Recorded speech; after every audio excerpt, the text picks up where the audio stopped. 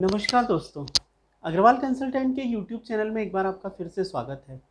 और आज मैं जिस विषय पर बात करने आया हूँ वो थोड़ा सा लीक से हटकर है।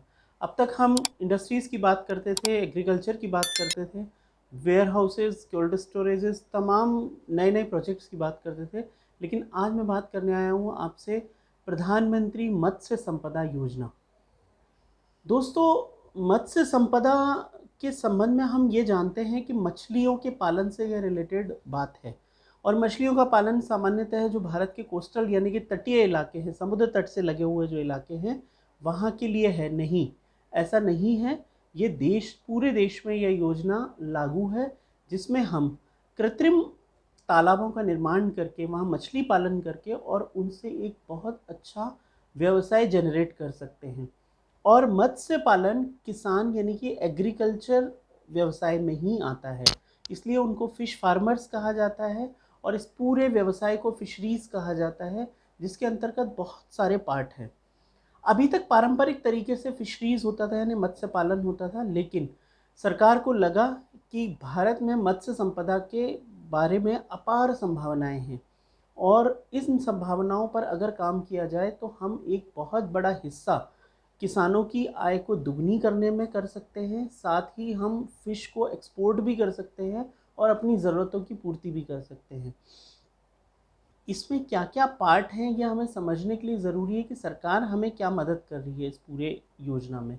तो दोस्तों, मैं बताना चाहूँगा, प्रधानमंत्री जी ने, निर्मला सीतारमन जी ने अक्टूबर 2020 में अपने बजट में इस संपदा योजना का, मत्स्य पालन संपदा योजना का उन्होंने घोषणा किया और उसके बाद कैबिनेट ने 2021 में इसको मंजूरी दी और यह पूरे देश में लागू है।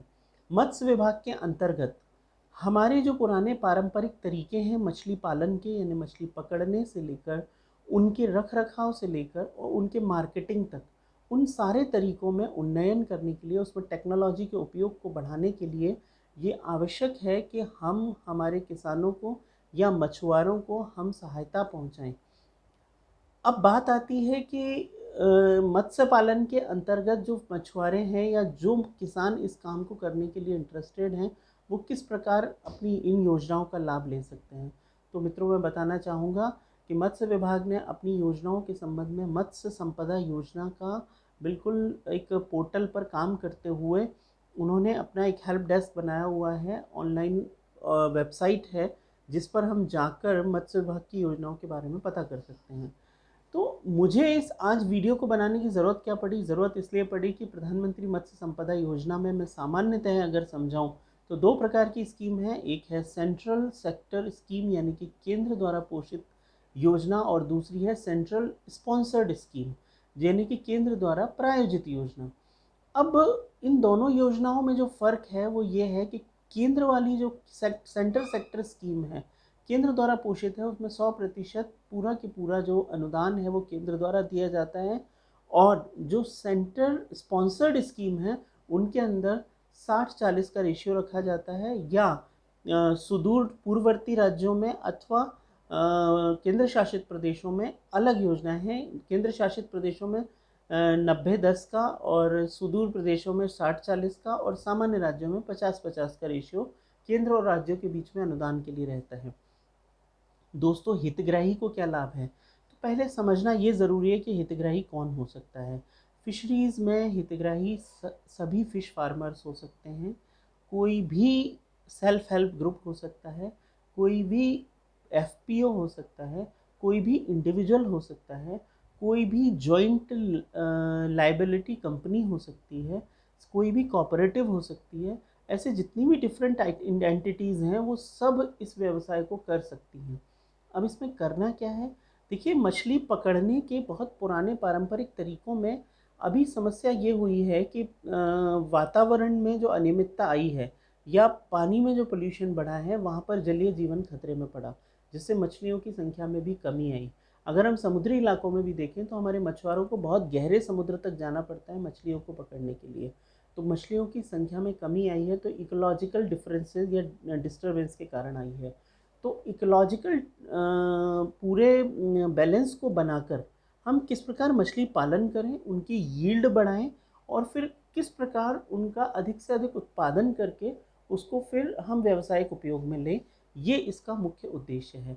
तो इसमें नई टेक्नोलॉजी के उपयोग के लिए या उस फ्रेमवर्क स्ट्रक्चर को तैयार करने के लिए तथा उनके प्रोक्योरमेंट के लिए, यानी कि पोस्ट हार्वेस्ट मैनेजमेंट जिसे कहा जाता है कि फसलोपरांत प्रबंधन, यानी कि जब मछलियां हमने पकड़ ली या उनको हमने रखा तो उनका बाद में भी कैसे मैनेजमेंट किया जाए, उसके लिए कोल्ड स्टोरेज या आइस चैम्बर्स या जो वातानुकूलित वाहन, उस तरह की चीज़ें अगर हम बनाते हैं तो उस पर सरकार की ओर से बड़ा अनुदान दिया जा रहा है।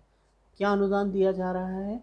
इसमें अनुदान ये दिया जा रहा है कि अगर आप सामान्य श्रेणी से हैं तो 40% का अनुदान है, लेकिन आप अनुसूचित जाति जनजाति या महिला श्रेणी से हैं, यानी कि सामान्य महिला भी हैं, तो आपको 60% तक का अनुदान प्राप्त होगा।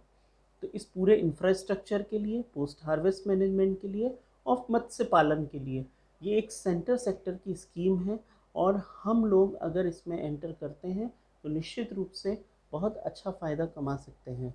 तो इस योजना का लाभ लेने के लिए दोस्तों मेरा आग्रह है कि अगर आप सचमुच सीरियस हैं, किसान अपनी आय को दुगना करना चाहते हैं, तो मत्स्य पालन की इस योजना का आप लाभ ले सकते हैं और आप सरकार से सहायता प्राप्त कर सकते हैं। आज मैंने इतनी जानकारी दी है। इस संबंध में और अधिक जानकारी अगर आप चाहते हैं, दिए गए नंबरों पर आप संपर्क कर सकते हैं। बहुत बहुत धन्यवाद। नमस्कार।